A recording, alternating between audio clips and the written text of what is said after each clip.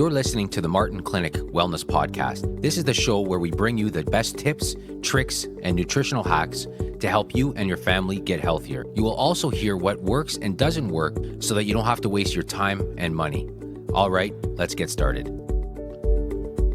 Hello, my name is Dr. Tony Martin Jr. of the Martin Clinic, and I'm here with my dad, Dr. Tony Martin Sr., also of the Martin Clinic. And we want to thank you for joining us on this podcast episode. This is episode number 94. We're coming up already on our 100th podcast episode. And we want to thank each and every one of you for listening to our podcast every week. We're really appreciative of that. Mm-hmm. And the audiences are growing. The audiences are growing, so it's exciting. So we enjoy doing these, and it's a great platform for us to be able to answer questions that we get asked, because we get a lot of emails every day and a lot of questions from our patients. And usually if one patient's asking the question, a lot of other people have similar questions. So it's a great way for us to just kind of share some of the stuff that we've learned over the years. So in this episode, we're going to answer some more questions that we have gotten over the last little bit, and we'll see how many we can answer. Last week, in the last episode, we were only able to answer one question, I think. So we'll see if we can get through a little bit more on this one. But before we start, I want to talk about really a new study that was just published this month. This is being recorded in April of 2017. A new study that was just published. And, basically the gist of the study is basically saying this, that the disruption of the gut barrier and microbiome may be the primary cause of age-related inflammation, which obviously accelerates the aging process. So, it's interesting, over the last little while, there are really two things that stand out when it comes to aging. So if we're talking anti-aging medicine, right? People spend a lot of money spend a lot of money on anti-aging. Yeah. Who doesn't want to stay young, right? Yeah, people are, searching for that way to stay young and look young. But one of the, there are two things that really have popped up in research over the last little bit. One of them is this here, that the health of your gut plays a massive role.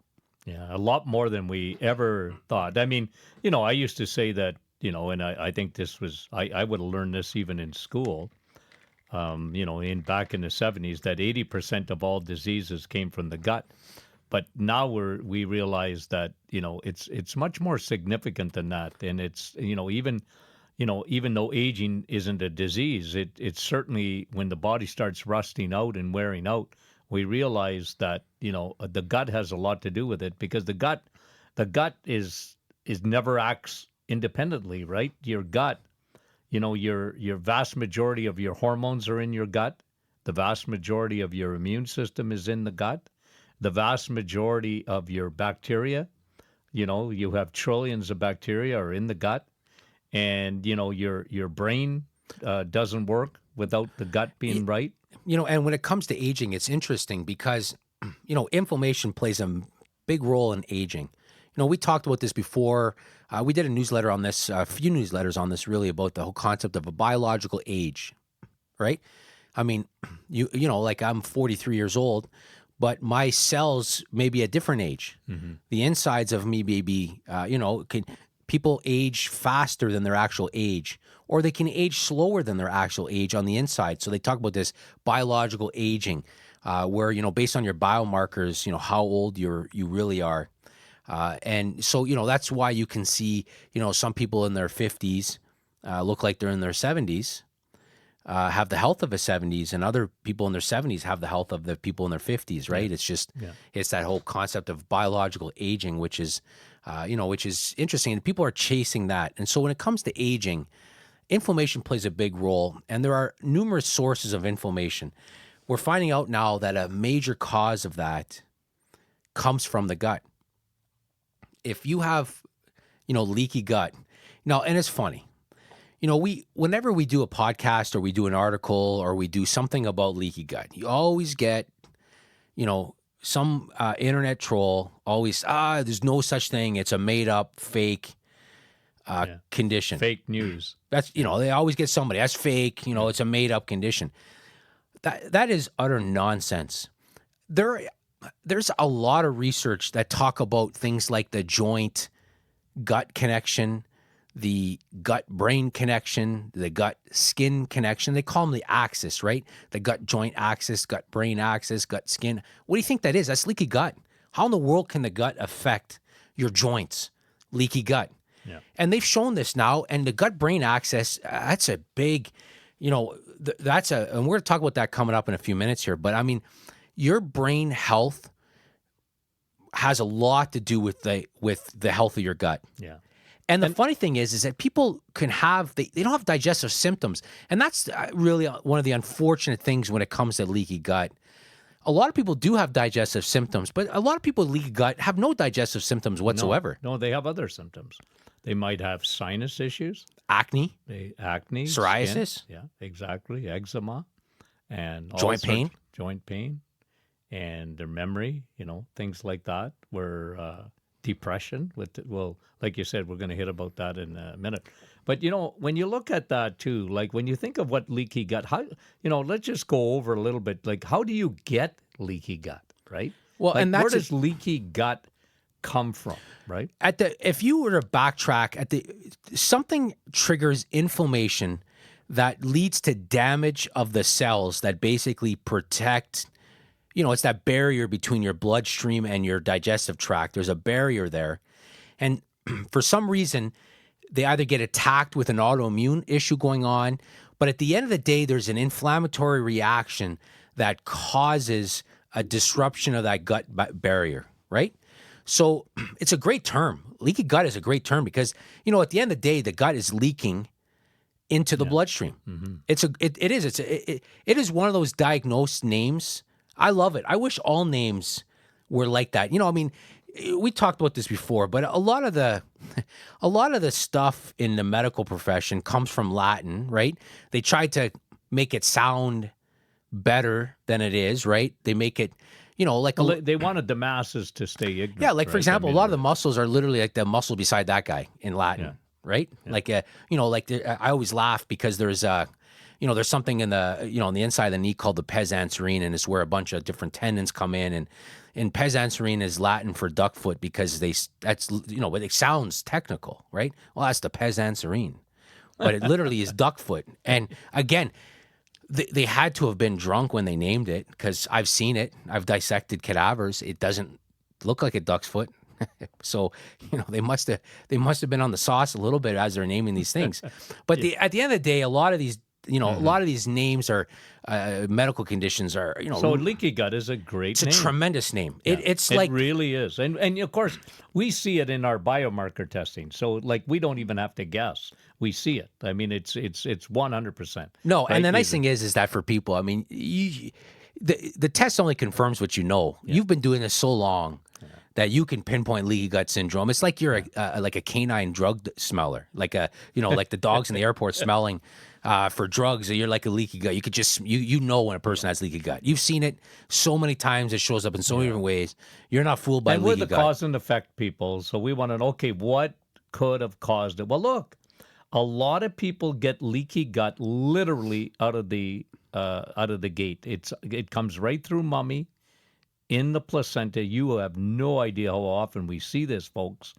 Is we see babies with leaky gut. We see, and like I always go over history with my patients, and we talk about it, and I say, well, was your mom on antibiotics? Like, that's I so said, common. doc, I didn't even take antibiotics. Okay, but I said, did your mom? Well, I don't know, but I'm going to find out. Then they call me or send me a text or an email, or they come back and yep. I said, well, you got it right through the placenta, right? And the research is showing that now, right? I mean, like And you and I talked about this. Like we see a whole new spectrum now. The autism spectrum and things like that. And like people have said, well, vaccines, and they're looking at maybe having a commission on vaccines in the United States, which I'm not against at all. But I've always said it's not vaccines because that might be the straw that breaks the camel's back. But I'm telling you that it's leaky gut and some very severe. Yeah, it's a perfect storm. It's a perfect storm. There's a perfect storm going on, and whatever that trigger is, Where Candida, That's right. Candida There's a- albicans, yeast gets in, fungal, What a gets into the sad bloodstream. condition, though. Yeah, terrible. Autism. What a sad. And there should be massive amounts of investigations. If you look at the projections on the impact that, and just even the rate of diagnosis for autism moving forward, that's terrifying. Yeah. I mean, there should be all out commissions trying to get to the bottom of what causing autism. Yeah. I mean, it's Something happened. Right? something. It's sad. Come on. Like the statistics are incredible. Yeah. Yeah, very, very But sad. and I'm just going to say one thing on vaccines, because we never die on that hill. We don't go there too much, just because look. I mean, there's a lot of opinions here, but you know what? I was thinking about this the other day. When I was a kid, you know how many vaccines there were that you get as a baby? 3. Yeah, You know I what mean they now, give now? yeah, 69. yeah, You get 69 vaccines, and that's what that's what I think is a bad thing about the vaccine, is the amount of vaccines they're given to kids. But anyway, like I yeah. said, And listen, we're gonna get emails from people yeah, that we're and anti-vaccine. We're not anti-vaccine. All we're saying is, we're limited in what we can say on this issue, and we're vaccine gnostics in a lot of ways. Like listen. Except for the flu shot. Yeah, flu shot. They say themselves every year it's useless. Yeah. Oh, sorry. Every year you can you could predict the marketing cycle every year of the flu vaccine, right? Oh, it's going to be a bad year. It's going to be a bad year, and then every pharmacy is going to be come and get your free flu shots here. Yeah. Bad year. There was coming back to the kids and their gut just for a minute, because I tweeted this out this week, or I think I retweeted it. And it talked about, it was kind of interesting because it talked about the rise of inflammatory bowel disorders. In Canada. In children. Yeah, under the age of 5. Like, it's increasing. Crazy. Yeah. Inflammatory bowel disorders. Yeah. In children under 5 years old. And like again, it's it's a perfect storm, right? Because kids now, we've talked about this in newsletters before. Kids now grow up on processed foods. They're weaned onto sugar formulas, chemical formulas. They consume so many vegetable oils. So by the time, they create so much inflammation in their bowels, which is why that one study that we talked about in a newsletter a few months ago, how this one study was done that had 80% remission in kids with Crohn's and inflammatory bowel disease. 80% when they got rid of, essentially, if you look at what they got rid of processed food. Yeah, the crappy carbs. Yeah, they got rid of the crappy carbs, and so now, I saw that as well. That press release that inflammatory bowel disease in children in Canada under the age of 5 is increasing, and really, it's a processed food disease. Yeah, and the amount of sugar they're And could we consuming. say this? Let's just again, we get this question all the time. Milk is terrible. Milk is a high sugar. A lot of kids are allergic to it. A lot of people have hidden sensitivities to it. Causes a lot of asthma-like symptoms in kids and teens. Yeah. It's high sugar. It's not even milk, though. When No, you think that's of the it. thing. It really And we is. It's should so denatured. We should say that really. like, unless you got a cow in milk the today. backyard. Let's just say the milk you buy on the shelf today is processed sugar. It's a sugar drink. Yeah. So if you might as have well young kids, might as well have a don't- Pepsi. they should be drinking milk. Drink water. Yeah. Don't get them started on milk. You're not doing them any favors. No, they don't need people it. think calcium. Well, calcium from dairy, first of all, is extremely overrated. Extremely overrated. It's very acidic. And it's sugar. And not only that, if you look at the correlation studies, nations that consume the most amount of milk have the highest levels of osteoporosis. So it's not, And Canada being one of them. and we got a calcium overload. It's not. The issue is not dairy. It's not milk. Your kid does not need milk. Yeah. So a lot of these inflammatory bowel disorders in kids, they're consuming dairy grains, like high refined, processed vegetable oil type grains, right? So, anyways, that's an interesting thing. And so going back again to what you mentioned, the causes of leaky gut, inflammation. But you know what a big cause of leaky gut is for a lot of people? Cortisol, Yeah. stress, Yeah. right? Cortisol levels affect the gut. Yeah. It has a unique Well, effect. it diverts the blood supply. Think of it, right? Yeah, 'Cause fight or it's- that's right. You're not in that rest and digest. You're in that fight or flight. So it's affecting the blood flow. It increases this, it causes an inflammatory reaction in the gut. It causes a lot. There are a lot of people that have leaky gut because of elevated cortisol. We mentioned another one: processed vegetable foods, vegetable oils, Yeah. sugars. Omega-6, right? Just High sugar high, diets. yeah. There's a lot of reasons why leaky gut is really Painkillers. Yeah, painkillers is another big one as well. Medications, NSAIDs, folks. If you're on that, antacids. you know how many people live on Tylenol, Yeah. Advil. They take it every day, and I feel for them because they got pain and they don't take it for no reason, but they have headaches or whatever. They live with that stuff, Yeah, and they don't realize they're creating massive. Well, there's there's a mentality in a sense of, hey, it's over the counter, it's safe, right? I mean, it's it unfortunately, and it's marketed kind of that way, right? Like they're showing, like we've talked about this too in the past, like you said, antacids and how many. Well, we're big proton hockey pump fans, inhibitors, right? We're big hockey fans, and we're still a little bummed that our Montreal Canadiens were eliminated from the playoffs.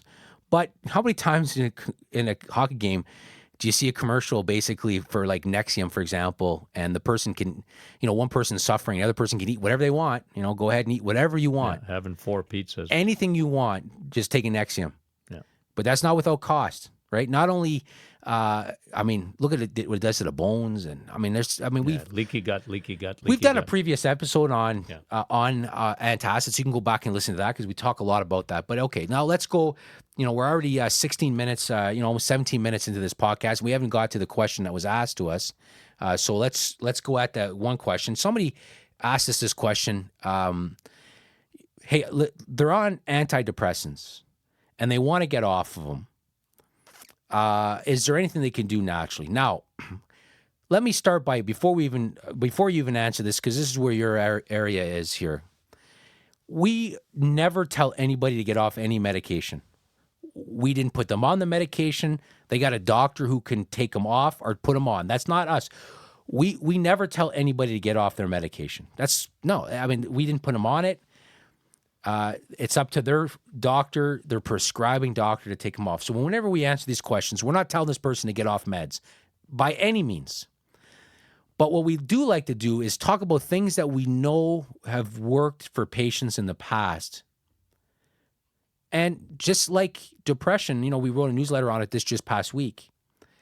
You can't downplay nutrition on the effect. If you don't think that the human brain and the chemistry and the neurochemistry and the inflammation of the brain has nothing to do with food, well, it's crazy. You're on the wrong podcast if you don't think. And the we brain know it, but we see it. Mental health can absolutely. It doesn't mean it's like that for everybody, but it absolutely can be influenced by diet. And you know what? I've had people, and I'll tell you this, that where I have shown, and then their doctor actually, really is, thrilled, because after doing biomarkers and we're testing them and we see, they've been on antidepressant for years. And they said, well, look, we're going to look at your deficiencies. We're going to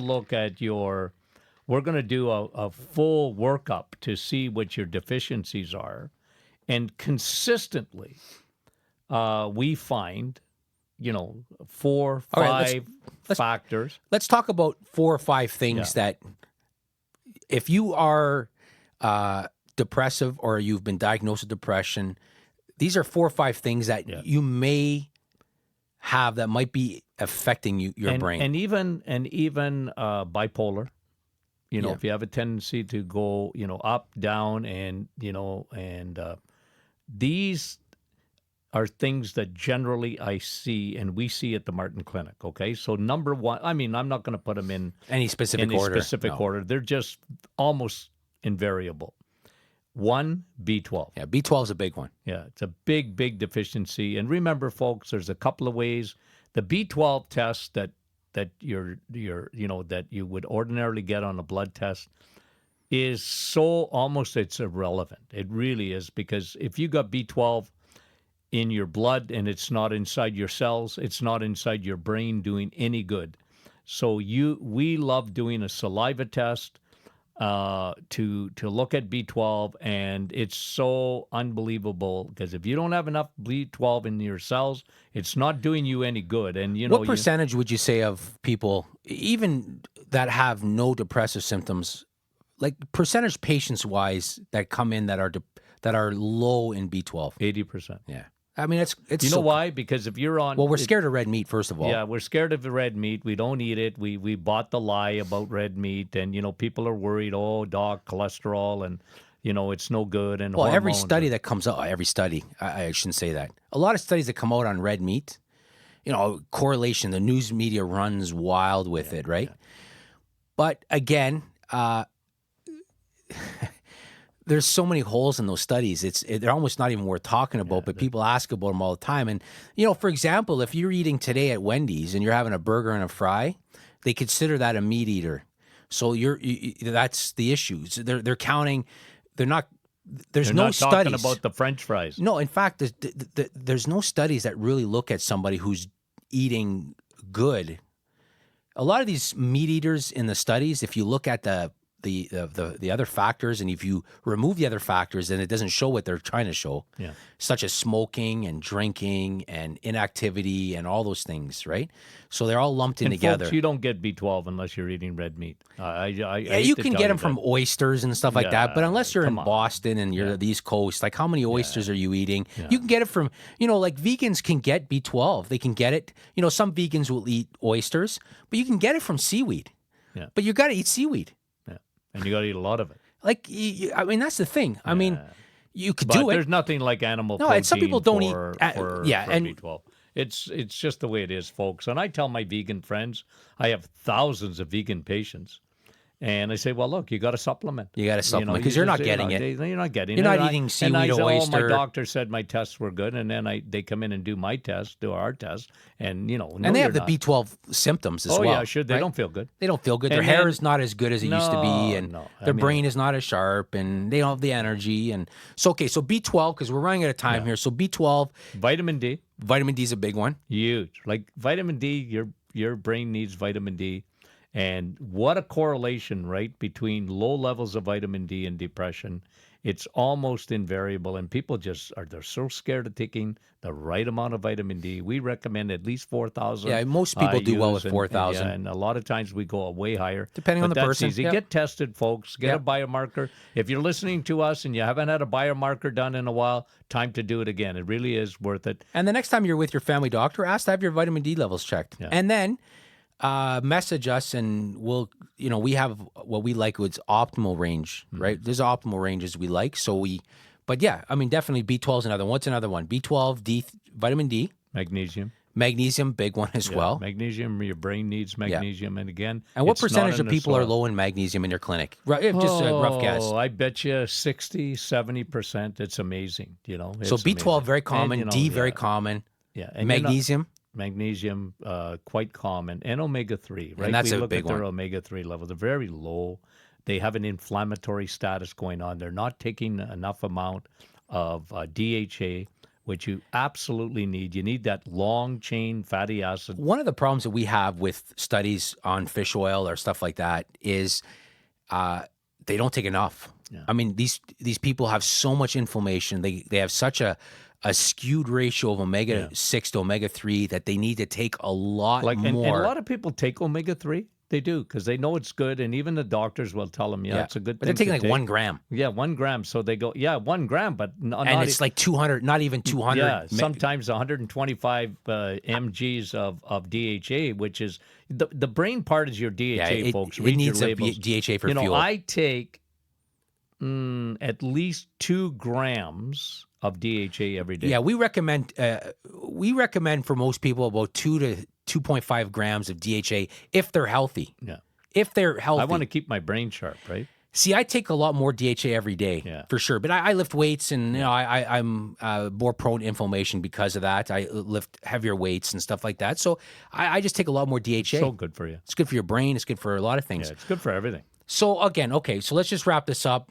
If you or a family member has depression, there's a good chance. Again, we're not telling them that this is gonna get rid of their medication. We're not saying that, but there's a good chance that they are deficient in one of those 4 things, usually all 4.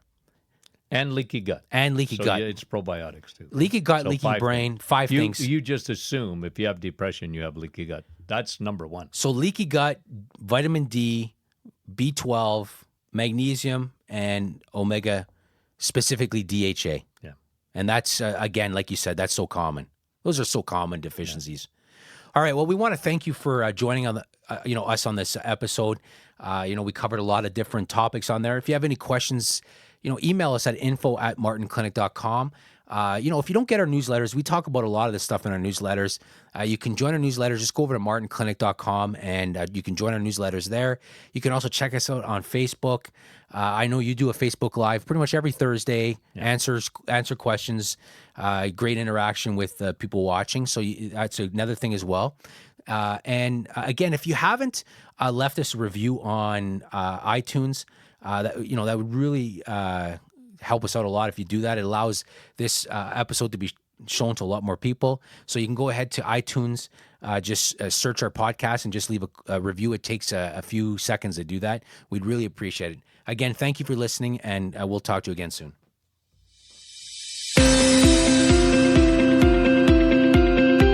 You've been listening to the Martin Clinic Wellness Podcast, brought to you by martinclinic.com.